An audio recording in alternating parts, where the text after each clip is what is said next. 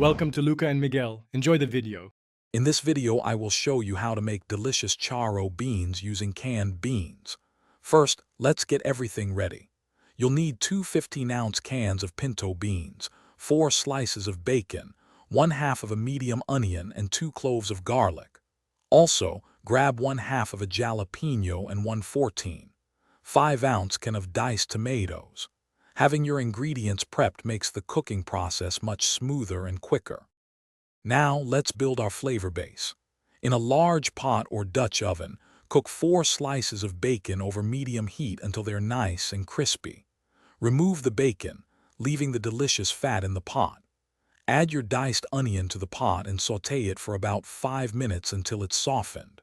Then, stir in the minced garlic and chopped jalapeno, cooking for just 1 minute until fragrant. With our aromatics ready, it's time for the beans. Drain and rinse your two 15-ounce cans of pinto beans very well. Add these rinsed beans to the pot along with 1/14, 5-ounce can of diced tomatoes and 2 cups of chicken broth. Bring the mixture to a gentle simmer, then reduce the heat to low, cover, and let it cook for about 15 minutes to allow the flavors to meld. Almost done.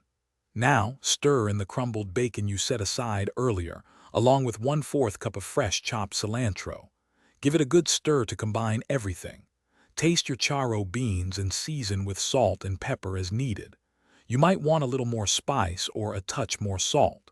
Serve these warm, flavorful charro beans as a fantastic side dish or even a light meal. Thanks for watching and please subscribe. It's the best investment you'll ever make.